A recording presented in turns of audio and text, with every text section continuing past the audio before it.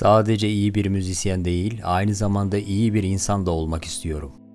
Bu söz 90'ların müzik dünyasını sonsuza dek değiştiren, neslinin sözcüsü haline gelen ancak şöhretin ve kendi içindeki çalkantıların altında ezilen bir efsaneye ait. Kurt Cobain. Kurt'un hikayesi bir anti kahramanın yükselişini, müziğin gücüyle kitleleri peşinden sürüklemesini ve trajik bir sonun gölgesinde bıraktığı mirası gözler önüne seriyor. Erken Veda Edenler serimizin bu bölümünde punk rock'ın enerjisiyle melodik isyanı birleştiren, kendi kuşağının sesi olan bu genç adamın fırtınalı hayatına bir yolculuk yapacağız.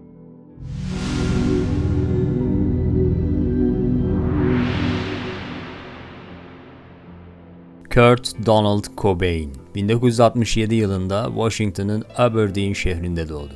Çocukluğu ailesinin ayrılığıyla ve sürekli yeni bir okula adapte olma çabasıyla geçti. Bu istikrarsız ortam onun hassas ruhunda derin izler bıraktı. Müzik, yaşadığı hayal kırıklıklarından, öfkeden ve yalnızlık hissinden kaçtığı bir sığınak haline geldi. Küçük yaşlardan itibaren çizim yapıyor, şiirler yazıyor ve müzik dinliyordu.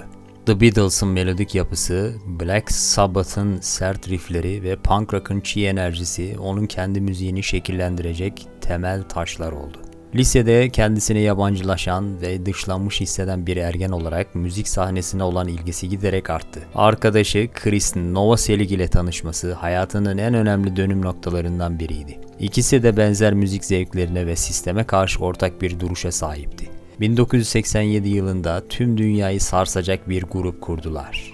Nirvana.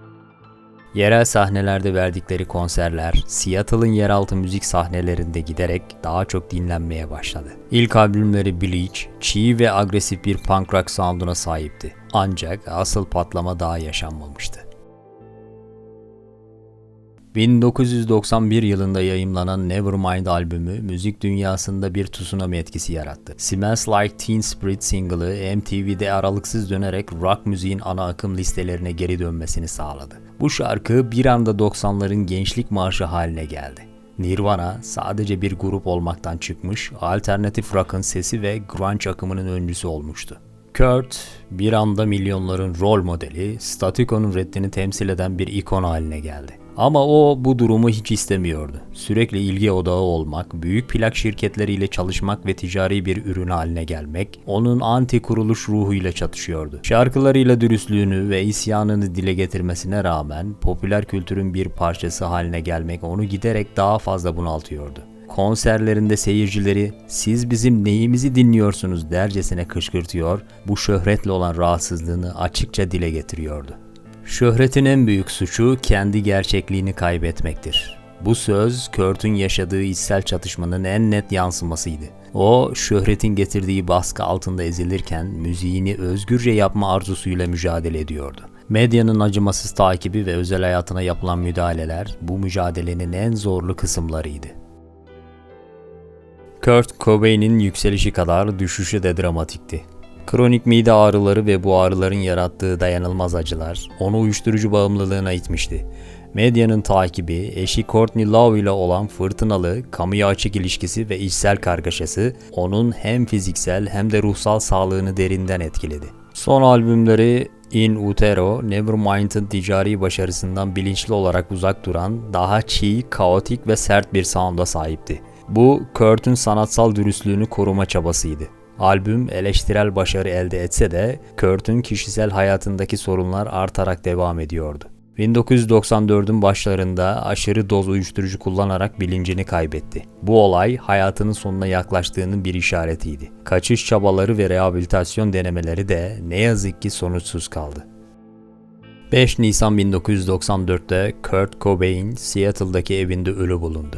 Resmi otopsi raporu kendisini bir av tüfeğiyle vurarak intihar ettiğini belirtti.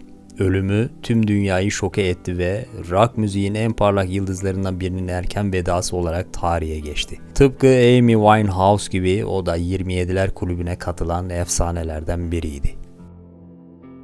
Kurt Cobain sadece 27 yıl yaşadı. Ancak bu kısa ömürde bıraktığı etki 10 yıllarca sürecek bir miras yarattı. Müziği bir kuşağın hayal kırıklıklarını, öfkesini ve yabancılaşma hissini dile getirdi. O, kusurlu ama samimi bir sesti. Ticari başarıya ve popüler kültüre karşı duruşuyla müziğin sadece bir eğlence aracı değil, aynı zamanda bir isyan ve sanat formu olduğunu gösterdi.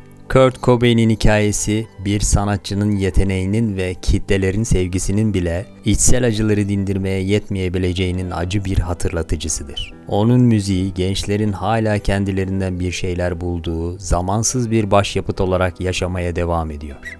Kurt'un sesi her dinlendiğinde erken veda eden bir dehanın anısını ve sanatın gücünü bize yeniden hatırlatıyor.